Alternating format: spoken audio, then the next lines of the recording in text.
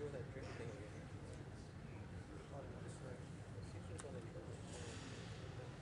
Oh, just stand up. No, this is another stuff. That's probably real. Possibly. Or no, Where? probably at Charles. Oh, but we want Brussels. Well, then they're still transitioning. Oh, I see.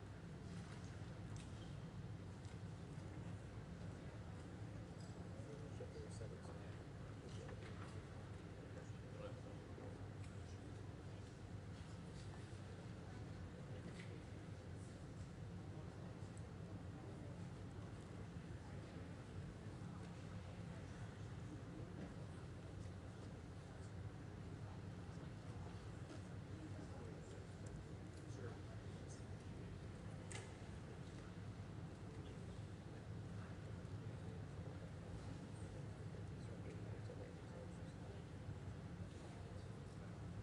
Love seeing it all, man.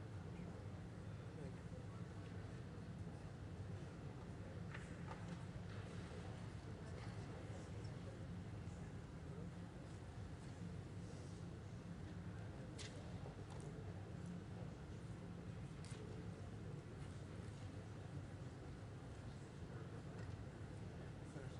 Yeah.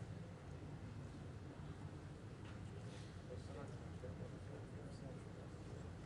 I'll try to fill that out. Yeah. By what? Yeah.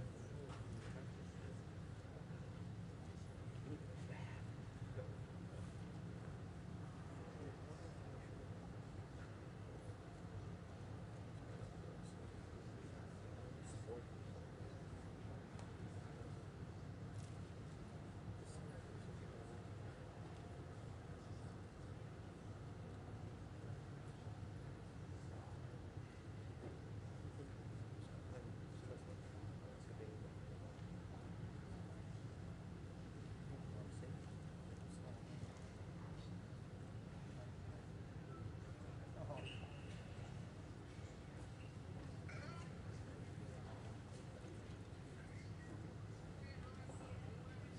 I haven't. I just saw it a few minutes ago getting on a helicopter.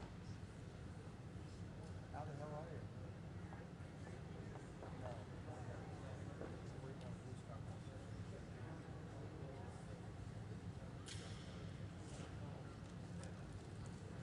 How you doing, Sam? They want to order Brussels. Order Brussels. No, no, we go to London first to see the Queen. We don't see. Wait, no. Travel food. But get this, travel food's not going to see it. No U.S. passengers with the Queen. Shoot. Is it gonna rain? Yeah.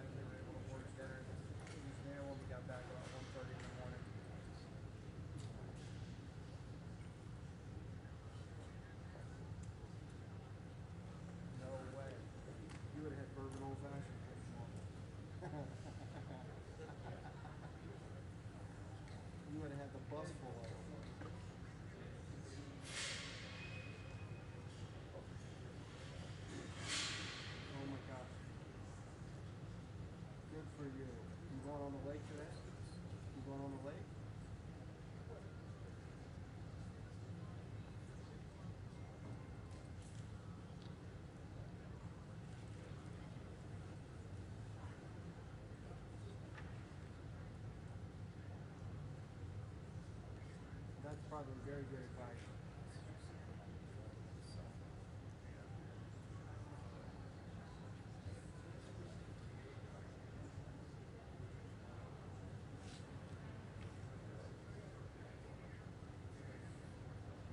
Man, you're unbelievable. Good for you, sir.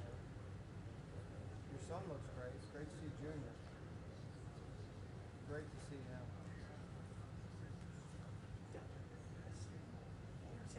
Hold on. No, no. Fletcher was just saying.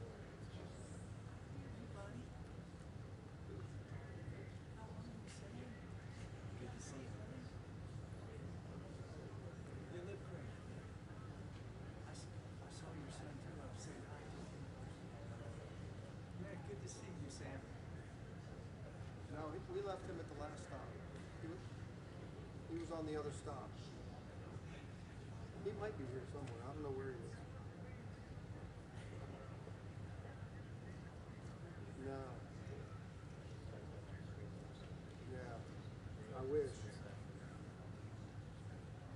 I wish, baby.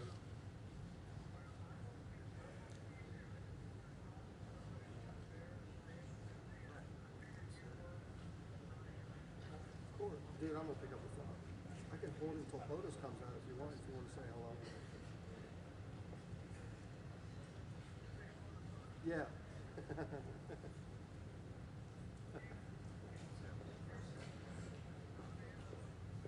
Exactly.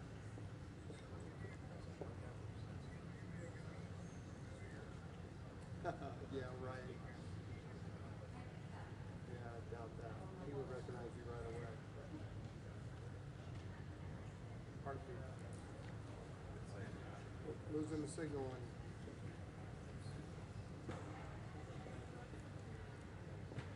No. Not at all. All right, buddy. Good to see you, man.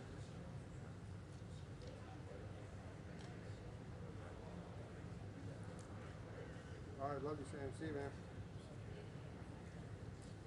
Say hi to Buddy.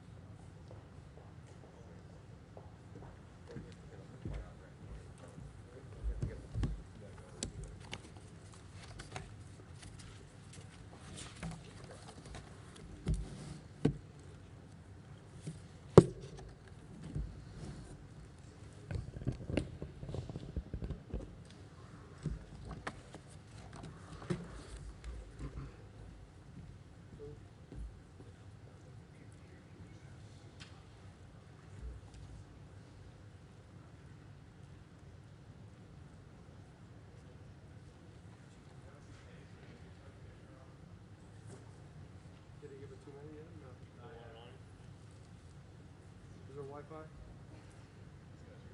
Is there any Wi-Fi? Is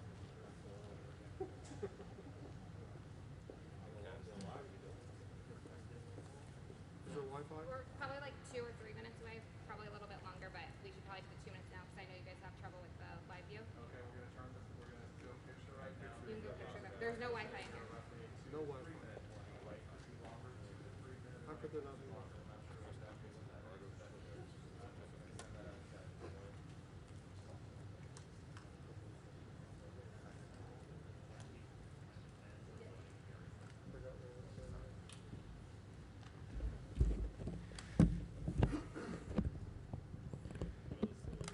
You can show it now?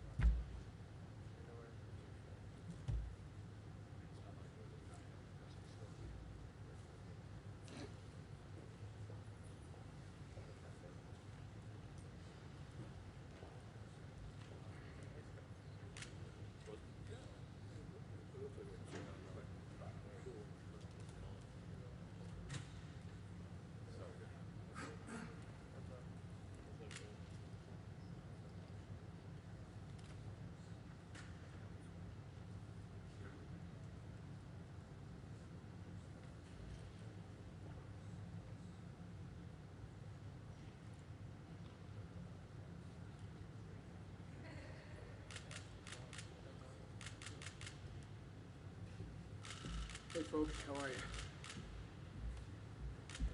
Well, good afternoon, and let me start by thanking Prime Minister Johnson for incredible hospitality and welcome that he provided for all of us at the G7. I'd like to thank Yale Lempert, who is our charge at the embassy, filling in for the ambassador and ambassador. We'll have one soon, but she did a great job supporting the entire team, and Yale is vital to keeping this UK-US partnership going and moving smoothly as it is now. We've just wrapped up what has been an extraordinary collaborative and productive meeting of the G7. Everyone at the table understood and understands both the seriousness and the challenges that we are up against, and the responsibility of our proud democracies to step up and deliver for the rest of the world. That's what the G7 is all about, and rallying the world's democracies to meet the challenges that the world faces and deliver for our people and for people, quite frankly, everywhere. Ending the pandemic and maintaining robust support for an equitable, inclusive global economic recovery were the top priorities of our nations as we got together. We know we can't achieve one without the other. That is, we have to deal with the pandemic and in order to be able to deal with economic recovery, which, as we're doing in the States, but we committed that we're going to do more for the rest of the world as well. The fact is that the U.S. contribution is the foundation to work out how we're going to deal with the 100 nations that are poor and having trouble finding vaccines and having trouble dealing with reviving their economies if they were in the first place in good shape. And I committed that we would provide $500 million beyond the 80 million we've already done, $500 million doses of Pfizer vaccine, which we contracted to pay for. In addition, the money we put into the COVID project, which is that COVID is, I know you all know, but a lot of people may not know what COVID is. That is a system whereby they're going to provide funding for states to be able to get access to vaccines on their own as well. But the bottom line is what that generated was a commitment by the rest of our colleagues at the G7 that they would provide another $500 million. So we're going to have 1 billion doses of vaccine. And in our case, that includes sharing more than not just the 1 billion doses overall, but we're going to provide for 200 million of those doses by the end of the year, another 300 million by the first half of next year. And so it was greeted with some enthusiasm, and we've agreed to work together so that the world is better prepared to detect and deal with future pandemics, because there will be future pandemics. We have I'm sure you've seen it. If you haven't, you'll get it, a joint statement we put out of the G7. You've seen it, I'm sure.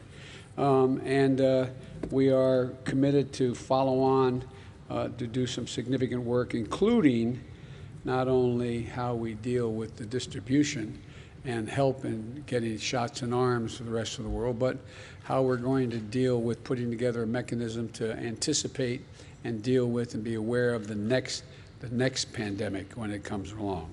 And there will be others.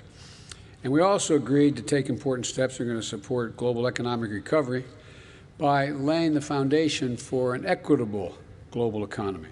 Critically, the G7 leaders endorsed a global minimum tax of 15%. So many corporations have been engaged in what are essentially tax havens, deciding that they would pay considerably less in other environs around the world. But this is going to make sure there's a minimum tax, and I'm going to move on this at home as well. Minimum tax for corporations to pay for the profits they make anywhere in the world. And this agreement is going to help arrest the race to the bottom that's been going on among nations attracting corporate investment at the expense of priorities like protecting our workers and investing in infrastructure. We also made a momentous commitment at the G7 to help meet more than $40 trillion need that exists for infrastructure in the developing world. I put forward an idea that was called, we named the Build Back Better World Partnership, which is, we're calling it the B3W. The point is that what's happening is that China has its Belt and Road Initiative, and we think that there's a much more equitable way to provide for the needs of countries around the world. And so it's a values-driven, high-standard, transparent financing mechanism we're going to provide and support projects in 4 key areas: climate, health, digital technology, and gender equity. And we believe that will not only be good for the countries, but it'll be good for the entire world and represent values that our democracies represent, and not autocratic lack of values. By harassing the full potential of those who are harassing, we're going to have to change things. That's the whole idea. But here's the deal. We're going to make sure that we're able to pull together the ability to use the development financing institutions and other development tools to expect a bold new infrastructure investment in low and middle income countries over the coming years, much of it coming from the private sector, which will generate, the capital put in will generate significantly more capital from the private sector. We also made a historic commitment to permanently eliminate the use of our public finance to support unabated coal projects around the world, and to end them by this year. The G7 agreed to that, and those who are not members but visiting members who are participating in the G7 who have coal-fired facilities have also agreed that they would work in that direction as well. So transitioning the world to cleaner energy sources is urgent, it's essential. If we're going to beat the climate, and there is, one of the things some of my colleagues said to me when I was there was, well, the United States' leadership recognizes there is global warming. And I know that sounds silly, but you know, we had a president who basically said it's not a problem, global warming. It is the existential problem facing humanity, and it's being treated that way. So we're going to provide up to $2 billion to support developing countries as they transition away from unabated coal-fired power. In addition, we also agreed to tackle corruption, which is a threat to societies everywhere. I pointed out in a conversation I had with one of the leaders of, well, actually with China, it was a request for me not to try to, when I was asked what I was going to be doing after being elected, I said we're going to reestablish the strength of American relationships so we can be counted on again, alliances, and suggested that, well, maybe you shouldn't get the Quad, meaning India, Japan, Australia, and the United States working together. And maybe you shouldn't be pushing on strengthening the European Union to deal with the West, not just to have, and so on. And I said, for an American president to, every president to be sustained or prime minister has to represent the values of their country. And I pointed out, and I mean this sincerely, we're unique as a country. We're unique in the sense that we're not based on ethnicity or geography or religion. We're one nation that said we organized on an idea. We hold these truths to be self-evident, that all men and women are created equal. Sounds corny, but it's real. And any president who doesn't act consistent with what the raison d'etat for the nation is cannot be sustained at the support of that country. And so what we were able to do is we know that corruption undermines the trust in government, siphons off public resources, makes economies much less competitive, and constitutes a threat to our security. So we're going to work together to address issues like the abuse of shell companies, money laundering through real estate transactions, and we've agreed that we're going to work together to address cyber threats from state and non-state actors like criminal ransomware networks, and hold countries accountable that harbor criminal ransomware actors, don't hold them accountable. And over the past few weeks, the nations of the G7 have affirmed that democratic values that underpin everything we hope to achieve in our shared future, that we're committed to put them to work. 1, delivering vaccines and ending the pandemic. 2, driving substantial inclusive economic recovery around the world. 3, in fueling infrastructure development in places that most badly need it. And 4, in fighting climate change. The only way we're going to meet the global threats is by working together and with our partners and our allies. And I conveyed to each of my G7 counterparts that the United States is going to do our part. America is back at the table. America is back at the table. The lack of participation in the past and full engagement was noticed significantly, not only by the leaders of those countries, but by the people in the G7 countries. And America is back in the business of leading the world alongside nations who share our most deeply held values. And so the bottom line is I was very pleased with the outcome of the entire conference. You know, I noticed there was a lot of coverage of my individual comments made by my colleagues about how we were all getting along together. But the truth of the matter is we did. I felt, it wasn't about me, but it was about America. I felt a genuine sense of enthusiasm that America was back at the table and fully engaged. And now I'm going to be heading off to Brussels, to NATO, and many of the same people are going to be at that table and in NATO, and to make the case we are back as well. We do not view NATO as a sort of a protection racket. We believe that NATO is vital to our ability to maintain American security for the remainder of the century. And there's a real enthusiasm. I made it clear, and I pointed out, and I thanked them. You know, Article 5 is an attack on one, is an attack on all. Well, what Americans sometimes don't forget, remember what happened on 9/11. We were attacked. Immediately, NATO supported us. NATO supported us. NATO went till we got bin Laden. NATO was part of the process. And I want them to know, unlike whether they doubt it, that we believe NATO and Section 5 is a sacred obligation. Bottom line is, I think we've made some progress in reestablishing American credibility among our closest friends and our values. Now, why don't I take some of your questions?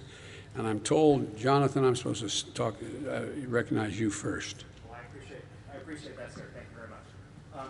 Mr. President, Vladimir Putin, thank you.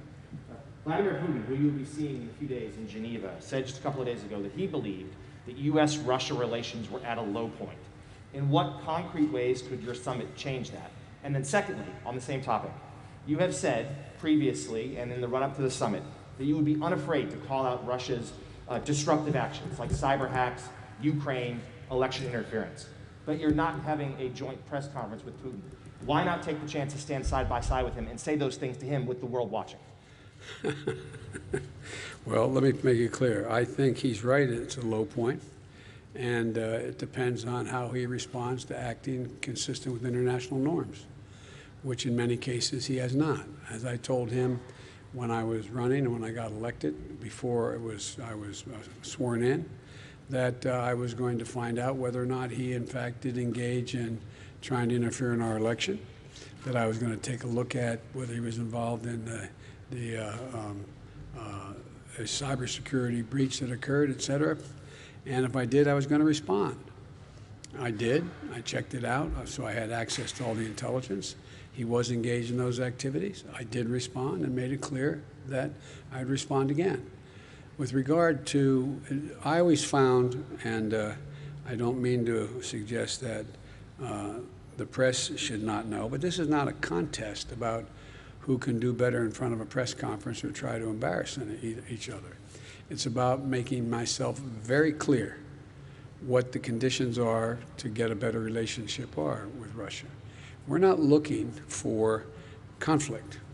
We are looking to resolve those actions which we think are inconsistent with international norms, number one. Number two, where we can work together, we may be able to do that in terms of some strategic doctrine that may be able to be worked together. We're ready to do it. And there may be other areas. There's even talk there may be the ability to work together on climate. So the bottom line is that I think the best way to deal with this is for he and I to meet, he and I to have our discussion. I know you don't doubt that I'll be very straightforward with him about our concerns. And I will make clear my view of how that meeting turned out, and he'll make clear how from his perspective, how it turned out. But I don't want to get into being diverted by did they shake hands, how far did they talk, who talked the most, and the rest. Now, he can say what he said the meeting was about, and I will say what I think the meeting was about. That's how I'm going to handle it. I'm sorry I'm going to get in trouble with staff if I don't do this the right way. Jennifer Jacobs, Bloomberg. Thank you, sir. On China, China seems to be doing exactly what it wants to do with regard to Hong Kong, with regard to Xinjiang, with the South China Sea, and many other issues, despite pressure from you and from allies. The final language in the G7 communique does have some mentions of China, which is different from past years, but I know it's not as tough as you and your team wanted it to be. We saw a draft of the communique, and it's not quite as tough. So why isn't it as tough? There isn't very much action in it. There's some calls for China to be respectful, but why isn't that communique a little bit tougher? Are you disappointed in that? And what can you do to change some of these actions by China? Well, first of all, I think it, as you know, last time the G7 met, there was no mention of China. But this time there is mention of China. The G7 explicitly agreed to call out human rights abuses in Xinjiang and in Hong Kong, explicitly. Two, to coordinate a common strategy to deal with China non-market policies that undermine competition. They've agreed, and that's underway now, how to do that. Three, to take serious actions against forced labor in solar, agriculture, and the garment industries, because that's where it's happening. And they've agreed we will do that. to launch what I said earlier, I really feel very strongly. I propose that we have a democratic alternative to the Belt and Road Initiative, to Build Back Better. And they've agreed to that, and that's underway as the details of that. We agreed that we put together a committee to do that and come up with that. And thirdly, that we are going to insist on high standards for a climate-friendly, transparent alternative to the Belt and Road Initiative. And but in the meantime, we're going to move forward. Look, I think it's always. Let me put it this way. I know this is going to sound somewhat prosaic, but I think we're in a contest, not with China per se, but a contest with autocrats, autocratic governments around the world, as to whether or not democracies can compete with them in the rapidly changing 21st century. And I think how we act and whether we pull together as democracies is going to determine whether our grandkids look back 15 years from now and say, did they step up? Are democracies as relevant and as powerful as they have been? And I walked away from the meeting with all of my colleagues believing that they are convinced that that is correct now too. Not, I shouldn't say now, not just because of me, but they believe that to be the case. And so I think you're going to see just straightforward dealing with China. And again, we're not looking, as I've told Xi Jinping myself, I'm not looking for conflict. Where we can cooperate, we'll cooperate. Where we disagree, I'm going to state it frankly, and we are going to respond to actions that are inconsistent. For example, we talked about trade. It's one thing to talk about whether or not our agriculture policy makes sense, and another thing to say, by the way, you're demanding that if I do business in your country, I've got to give you all my trade secrets and have the Chinese partner have 51% of that? No, not us. So are you saying, Mr. President, are you satisfied with what came out in the Yes. communique, or did you wish it were tougher? Do you wish there was more Yes. action on China? I think there's plenty of action on China, and there's always something that you can, I'm sure my colleagues think there's things they think they could improve, that they want it, but I'm satisfied. Steve Holland, Reuters. Follow up on Jeff's question. The communique cited a variety of fronts on China, everything from human rights, the origin of the COVID virus, Taiwan. What do you think China needs to do to ease tensions? I think China has to start to act more responsibly in terms of international norms on human rights and transparency. Transparency matters across the board. And I think the idea that, for example, one of the things I raised and others raised, I wasn't the only one who raised this at the G7, is that we don't know, we haven't had access to the laboratories to determine whether or not, I have not reached a conclusion because our intelligence community is not certain yet, whether or not this was a consequence of from the marketplace of a bat and interfacing with animals in the environment that caused this COVID-19, or whether it was an experiment gone awry in a laboratory. It's important to know the answer to that because we have to have access. We have to build a system whereby we can know when we see another lack of transparency might produce another another pandemic. We have to have access. The world has to have access. So we're trying to figure out at the G7 whether we could put together an international basis upon which we could have a bottom line with what the transparency accounted for. And you mentioned that the argument behind the scenes, that you had not mentioned China in 3 years in one of these communiques. What did you argue behind the scenes to try to bring people to the point where they got? To answer that question, there's no way to answer without sounding self-serving. Let me just say this. I just laid out what I thought was the need for us to be consistent, to protect our economies, and to see to it that other struggling economies who needed help got the help and were not held captive by other nations. You might ask that to others. I'm not trying to be a wise guy, but And Wall Street Journal, Andrew?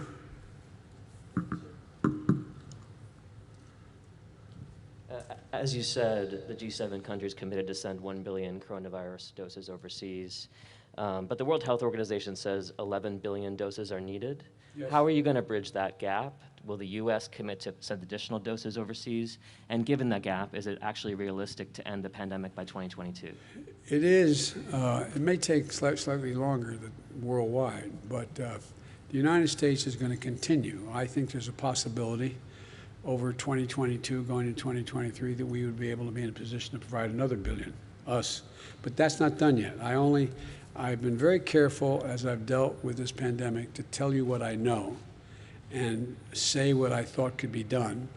And when I've announced it, I've gone and done it. What I don't want to do is be getting too far ahead and suggesting that we can do things and I can do things, the United States can do things that I don't have done yet. So there was a clear consensus among all our colleagues at the G7 that this wasn't the end.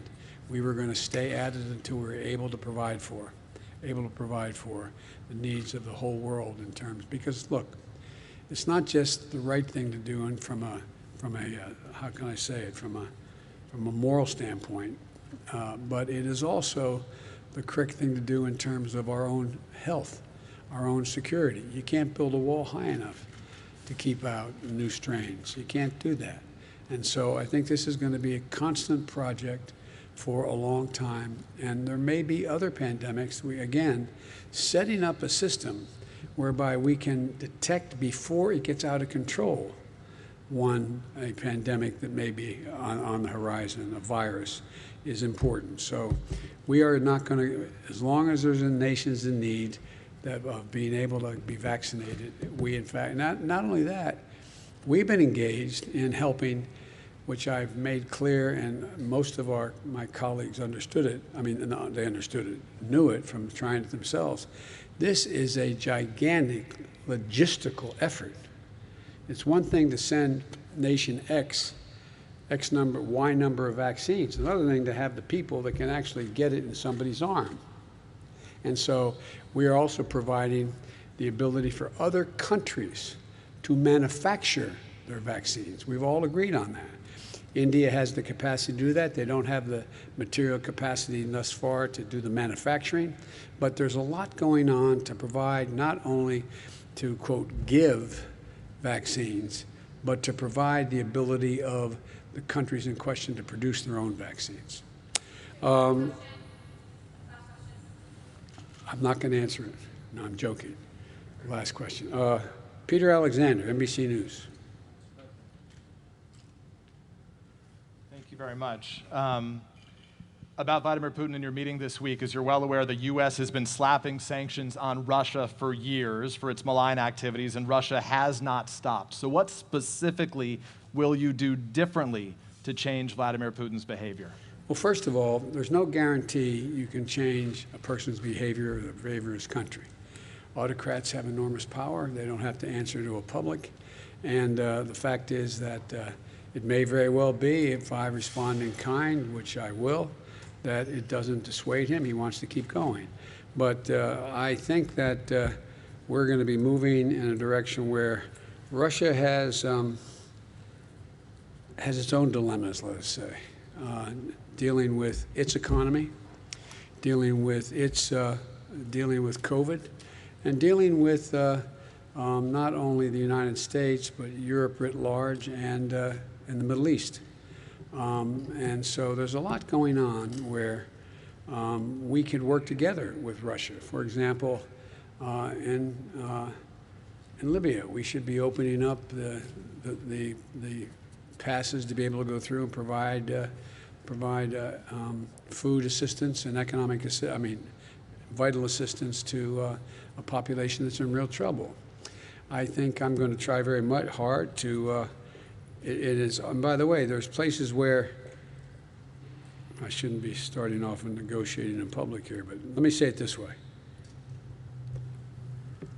Russia has engaged in activities which we believe are contrary to international norms, but they have also bitten off some real problems they're going to have trouble chewing on.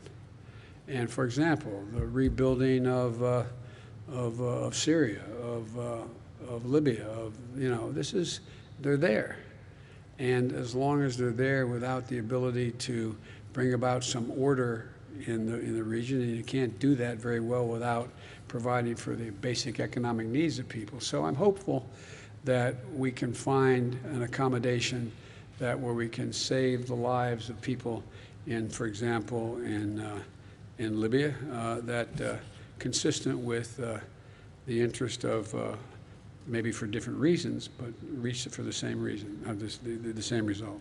I want to ask you about a comment that Vladimir Putin said today, but why do you think he hasn't changed his behavior in spite of everything the U.S. has done to this point?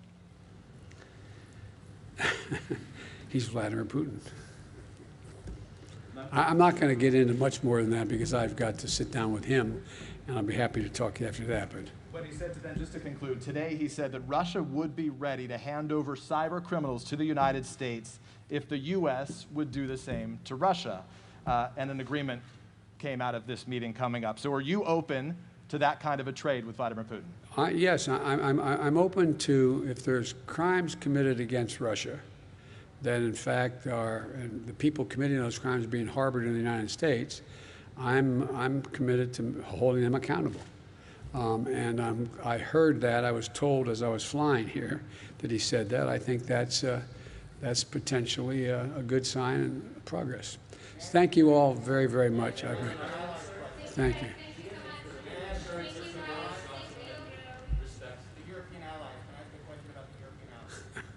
I'm going to get in trouble with my staff. Yeah, go ahead, but I pretend that you didn't answer you. Thank you very much, sir. You have often said repeatedly that America is back. Yes. At the same time, you've kept in place some Trump-era steel and aluminum sanctions. And I wanted to ask you, when you're having these conversations with European allies who are very concerned about these sanctions, how do you justify that? And what are your plans to 120 days. Give me a break. Need time.